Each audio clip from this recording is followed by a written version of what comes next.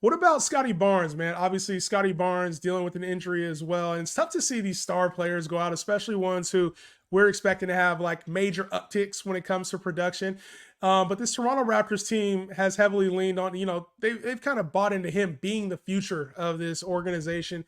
And to see him go down, obviously, early in the season, it sounds like it could be, somewhere close to 3 weeks, a month. We're not exactly sure what the exact timetable is, but I know it's over 3 weeks. How are you feeling about Scottie Barnes, who we had to spend a second round draft pick right now, and he's dealing with the orbital fracture? This could be something that lasts a little bit longer because they're not going to evaluate him until after those 3 weeks. Yeah, I mean, he was off to a great start, man. I mean, doing what we expected him to do, stat stuff in 19 points, 8 boards, 6 dimes, 2.5 stocks. I mean, it was everything we wanted and more. But, I mean, just looking at Joel Embiid, who was like the most recent person I can remember that has an orbital, bone fracture in his face.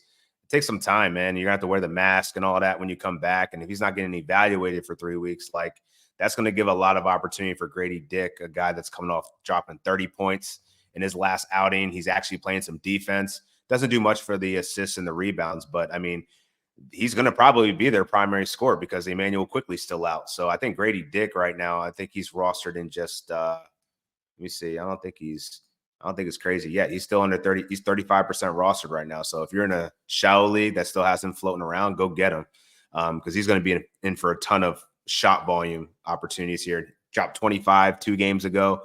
The minutes are there. The scoring is there. Yeah, definitely pick up Gradey Dick. He doesn't do a whole lot outside of the scoring, but shit, if you can get a guy that's going to drop damn near 20 points a game, I don't really see, I not love much players downside like to that. Yeah. You know what I mean? And you can just pick that up off of waivers, especially if your league mates aren't as savvy and they don't realize what's happened. And I talked about Gradey Dick last season, and it's obviously tough for rookies to come in and make a big impact, but players who've had an off season, players who know, okay, my time is coming, they often perform a little bit better. And we see players as they go into their second and third years start to take on different workloads and use, play to their strengths a little bit. And this is a player who out of college, we knew the scoring prowess is there. And you talked about it. This team needs a scorer. They need somebody because RJ Barrett, he's a good scorer, doesn't have like those 30. I wouldn't call him like a 30, 35 point guy just because somebody goes down. Manuel Quickly, even when he comes back, he has his moments, but this team needs an actual scorer. And I think Gradey Dick can provide a little bit of that here over the next month. Is there anybody else on this team? Because Gradey Dick is obviously, he's a scoring threat. Is there anybody else on this team that you can see having some additional opportunities? Yeah, man. 9% rostered. His name is Jonathan Mogbo, rookie. I think this guy is for what Gradey Dick provides in terms of scoring and shooting and 3-point shooting. Mogbo does everything else. He does the rebounding. He's actually a sneaky passer, but I think it's really the stock upside that I'm like really intrigued by him. This dude's gotten a stock in every game, multiple stocks in several games. He just fills up the stat sheet, and that's exactly what you want for, someone in your back end depth to just fill the void for a few weeks while the star player's out. This is a guy that should be rostered in well over 20% of leagues by now. And you know me, I love them defensive categories. Yep. I love when you can be efficient, at least field goal percentage wise, going to be effective. So for me, I love the defensive, sneaky defensive. You can get over 2 blocks a game. You're getting a steal and a half a game. Like, to me, that speaks volumes. And, it may not be for a long time, but even over now, we talked about this on previous episodes. This is the type of player, like, you can keep that fluid roster spot, right? He goes through a hot stretch here. You keep him on your roster, and it gets closer to the time when Scottie Barnes is coming back. And maybe there's a slight dip in production. Now we're throwing him back to waivers. So it's not like you have to be fully invested, but if he pans out and he's getting 2 to 3 blocks a game, I don't think that's a player that can stay on waivers for any point in time. So Jonathan Mogbo, somebody that's available. A player that I've liked and probably will get additional opportunity here as well, Chris Boucher. He has been a player that over the years, don't laugh at him, over the years, he's been a J-Hen type player. But the problem with him is that he's been like super inconsistent. Like, I'd say the problem is he sucks. He's just, man. So here we go. No, he doesn't. There's always a Dan guy who just always got some hate for, bro. It's just the consistency. Like, he's survived multiple coaching regimes at this point, but like I feel like they all have the same opinions. Like, hey, we're going to give you the opportunity. We just need you to go take it and seize the moment. And he'll do it for a game, and then he'll just completely disappear. And that's what his experience is as a fantasy manager. It's like you pick him up after he balls out 3 times. It's like, I'm not going to fall into the trap. I'm going to go get him. Then you put him in your lineup and he's dog shit, and then you wind up dropping him again.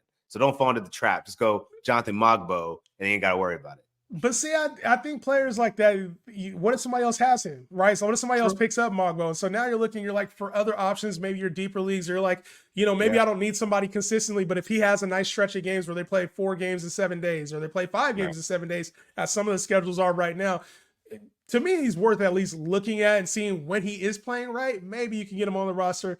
Very easy cut. But none of those guys are going to be able to replicate what Scottie Barnes was able to do.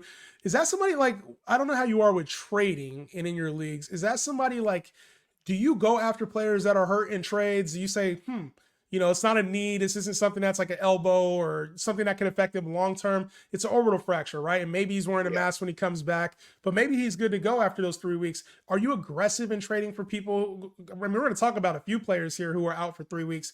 Are you aggressive in trying to trade for players like that?